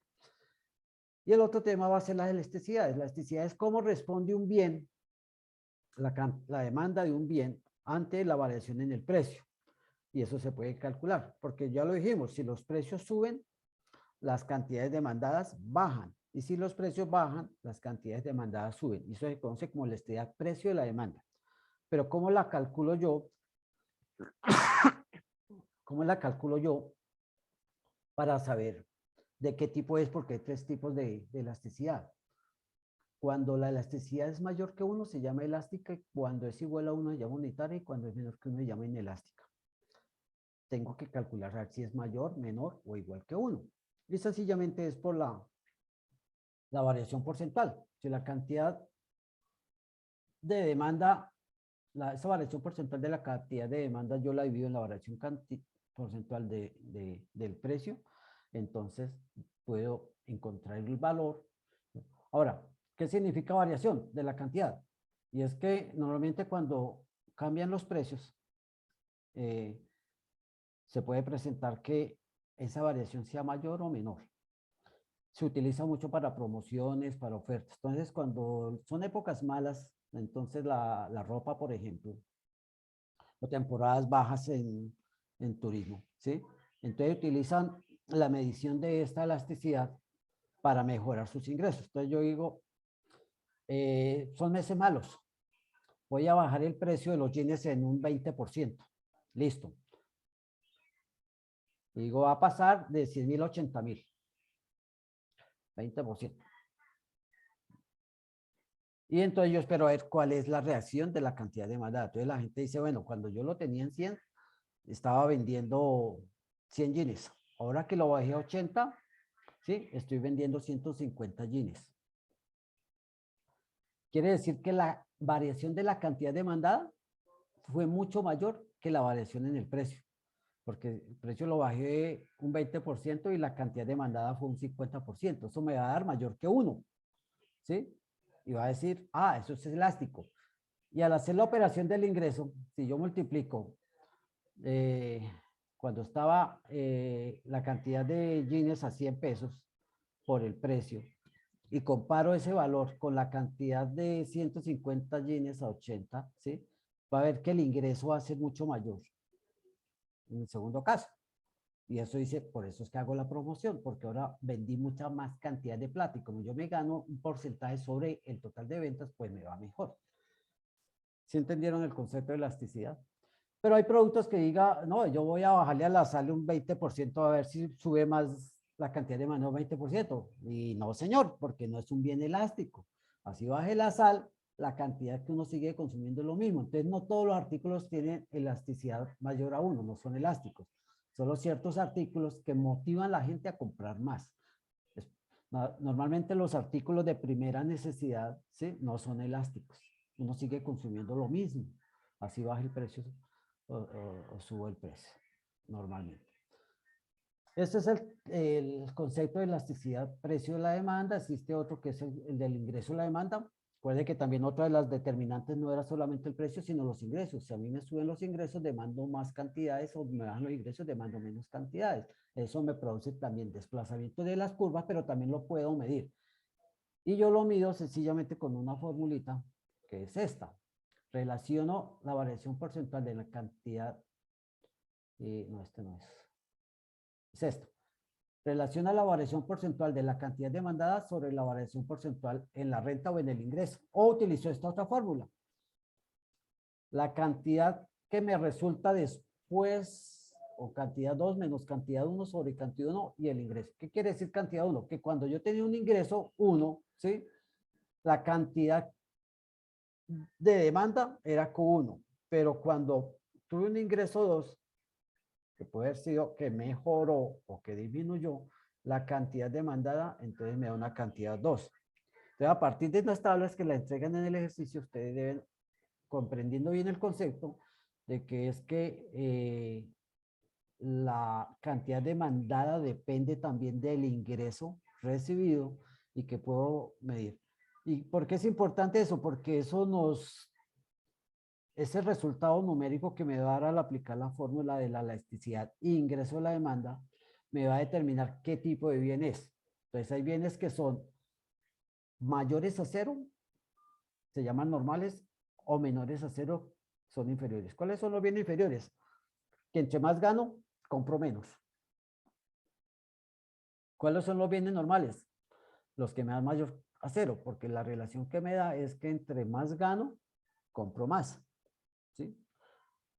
Y cuando nosotros tomamos como medida de 0 a 1, los llamamos de primera necesidad. Entonces, ganamos más, compramos más, pero hasta 1, en proporción hasta 1. Pero si compro por encima de proporción a 1, ya no es de primera necesidad, sino de lujo. Entonces, por ejemplo, yo gano más y voy más veces a comer. Antes no salía ningún domingo, ahora gano más y salgo un domingo. Voy otra vez a aumentar unos ingresos, ahora salgo los domingos a comprar. Entonces ya se vuelve una proporción mayor a 1 y entonces son bienes de lujo. Entonces todo lo que me dé a mis resultados entre mayor a 0, pero es mayor a 1, se cataloga como un bien de lujo. Y ahí tenemos que, por ejemplo, las personas compran carros de mayor gama entre más ganan, o más carros, o más vehículos, van más veces a vacaciones, todo eso es que esa relación entre más grande sea esa relación de mayor consumo en proporción al mayor ingreso que obtienen, se consideran bienes de lujo. Y esos son temas entonces que vamos a ver en la tarea 4 como para irlos acercando un poquito a ese tema. Por ahora ocupemos de la 3, terminemos la 3, estemos pendientes de la web del 21, donde profundizamos estos temas del mercado, porque como les digo, no vamos a tener e-learning de este tema. Entonces, todos los estudiantes tienen en este curso, normalmente en periodos largos, tienen una web por cada unidad, tarea 2, tarea 3 y tarea 4. Tienen e-learning por cada unidad, tarea 2, tarea 3 y tarea 4. Tienen CIPA por cada unidad, tarea 2, tarea 3 y tarea 4. Entonces tienen mucho más recursos porque tienen más tiempo. Este periodo, como es la mitad, nomás 2 meses, entonces tienen un e-learning nomás, las 3 web y van a tener un CIPA. Para efectos de mis grupos, hasta el grupo 22, vamos a hacer el CIPAS de este tema del mercado el sábado 23 de julio, o sea, dentro de 15 días. Vamos a profundizar en los temas de esta tarea 4. Bueno, compañeros estudiantes, yo espero, a ver, vamos a darles aquí unos minuticos. A ver, yo le había prometido que me perdí por acá.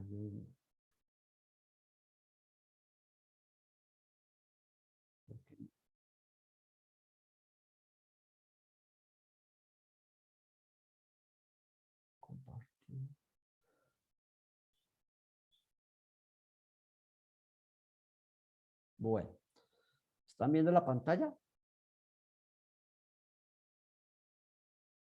¿Aló? Sí, señor. Sí.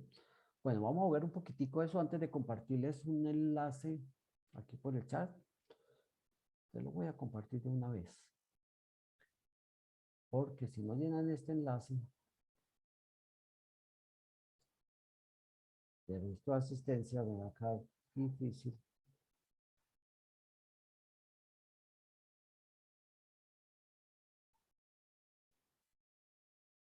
Ese es el de registro de asistencia que todos deben llenar. Y ahora les voy a llenar, dar el enlace de la evaluación de este e-learning. Ambos, por favor, llenen ambos. ¿Vale? Los pueden empezar a llenar ya mientras vamos jugando.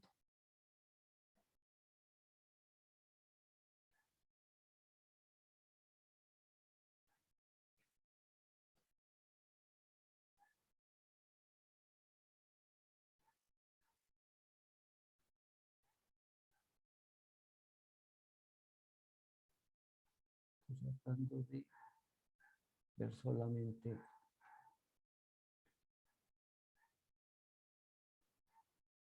puedo.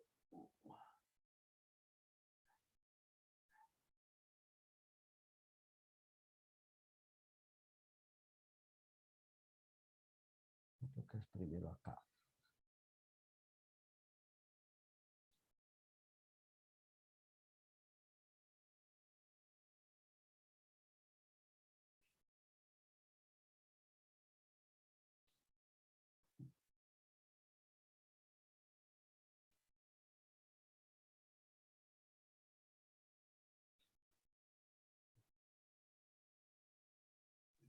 Profe, este periodo en el que estamos matriculados es el 803. Sí, señora.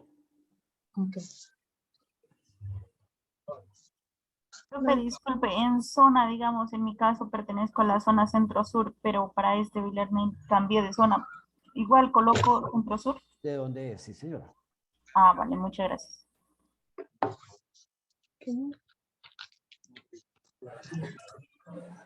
Profe, a mí no me sale pues la ciudad Bucaramanga.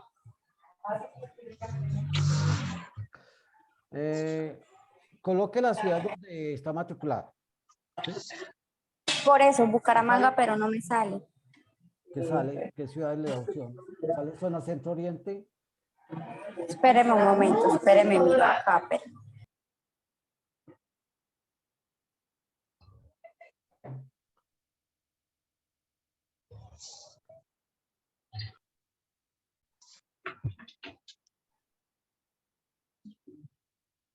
¿Ven la pantalla? Ya, ahora sí, ya me salió. Ah, bueno. ¿Ven la pantalla? Sí, lo vemos a usted. Yo lo estoy compartiendo. Cuando voy a compartir. Profe, ¿esa es la primera sesión? ¿Segunda o tercera? Primera, que no hay más sesiones.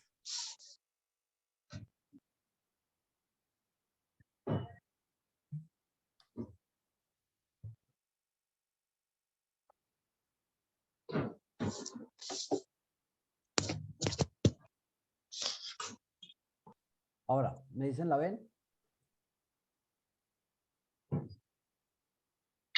Sí, señor. Sí, Ya, profe. ya la vemos. Dice, las dos grandes ramas de la economía son, ¿cuáles son? Micro, macro, economía, econometría y optometría, antropología, sociología o psicología y psicología. La A. La A, vamos a ver si la A. Correcto. Los agregados nacionales pertenecen al área de microeconomía, macroeconomía, hipereconomía, supereconomía. ¿La B? A ver. Macroeconomía. Correcto.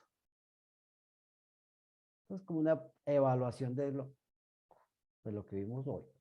Una de las funciones económicas del Estado es recaudar impuestos, regular la actividad económica, determinar el gasto público, todas las anteriores. Todas las anteriores. Todas las anteriores. Todas las anteriores. Entre las funciones económicas del Estado está intervenir la tasa de cambio, fijar multa, regular mercado, todas las anteriores.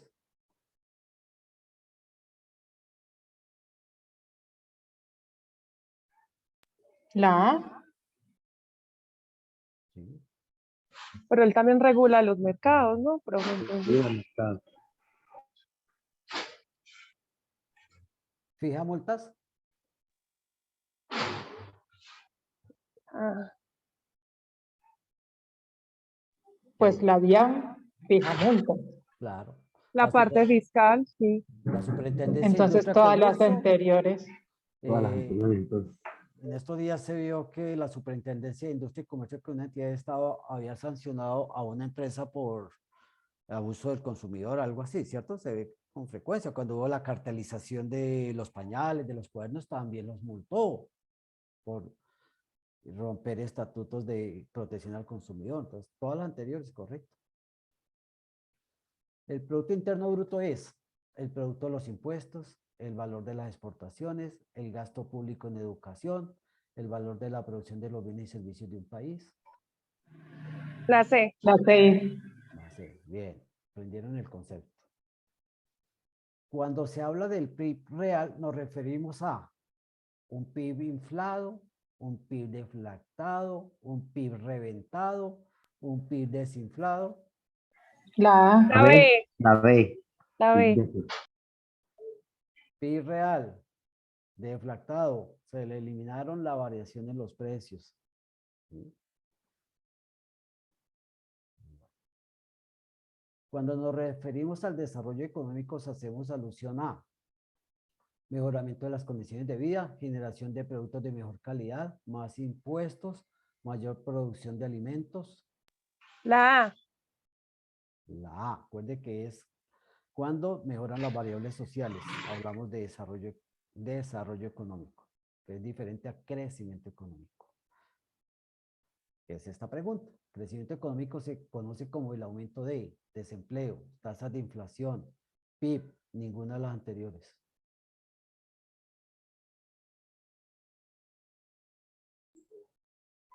Re fácil. El PIB. No, profe. ¿Segura? Última palabra. Sí. Sí, el PIB. Porque dijimos que cuando un PIB aumenta con relación al año anterior, hay crecimiento Crecimiento. económico. Correcto.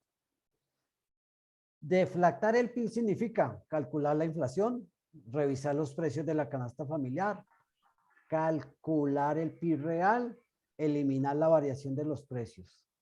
La La C. D. Del D. PIB real. Elimina la variación de los. Ah, o la D. Sí, Es sí. la D. ¿Cuál de las Es la dos? D. Profe, la D, sí, la D. La de eliminar la variación de precios. Hay que deflactar el PIB para llevarlo a real. ¿Sí? Entonces, deflactar es eliminar la variación de los precios. IPC significa Instituto de Precios de Colombia, Índice de Precios al Consumidor, Índice de Precios Colombianos, Índice de Precios Constantes. La B. La Es B. la B. Es la B. La B. Perdón. Sí.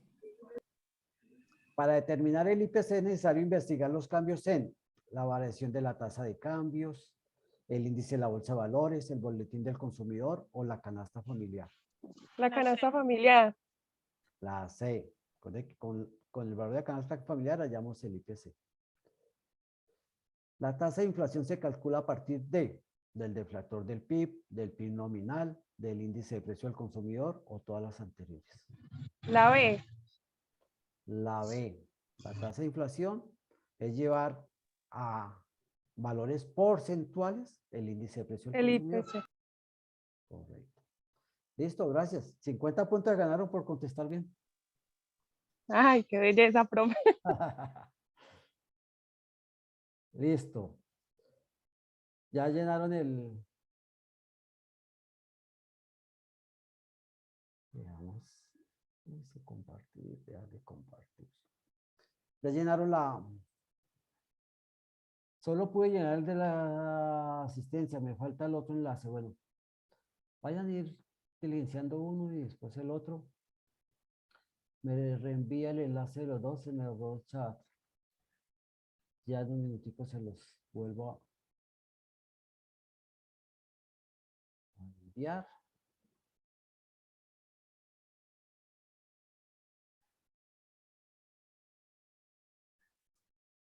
Es uno y el otro, el de asistencia.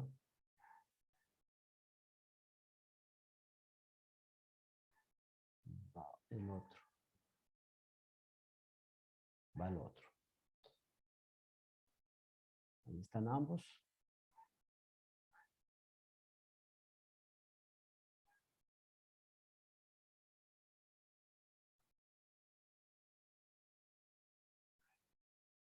Este periodo, el 16.2, no, es el 8.3. 16.2, ¿qué significa el número de los periodos? 16.1, 16.2, 8.3, 16.4 y 8.5.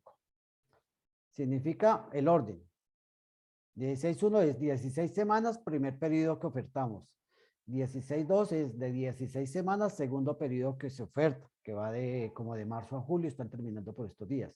8.3 es el tercer periodo de 8 semanas, que es el que están ustedes matriculados. Luego viene el 16.4, que van a ser de agosto a diciembre, que son 16 semanas, y es el cuarto periodo que oferta la universidad.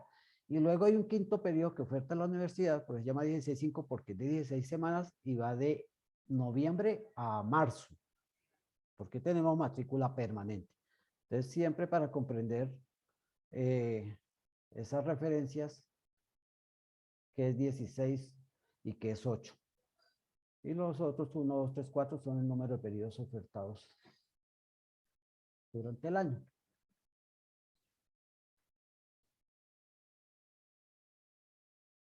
Bueno, me avisan en la medida que vayan terminando, pues se pueden ir retirando. Les agradezco mucho haber asistido. Esperaba mucha mayor asistencia porque pues es siempre importante las orientaciones y además el premio de los 50 punticos ayuda. Son 5 décimas al final que se pueden ayudar en momentos de necesidad de calificación. Lamentablemente no todos tuvieron de pronto hoy el tiempo. Esperemos que ya vengan algunos otros estudiantes que no asistieron hoy. Profe, qué pena, una pregunta. Señora. El enlace de grabación, profe, ¿usted por dónde lo envía? ¿El correo interno? El lunes lo envío a todos los estudiantes que asistieron hoy y a los de la zona oriente por el correo interno y por el correo institucional. No lo pongo en los foros porque tengo estudiantes de otras zonas, entonces pueden confundirse con los e-learning de otras zonas. Pero por el correo interno y por el correo institucional les va a llegar.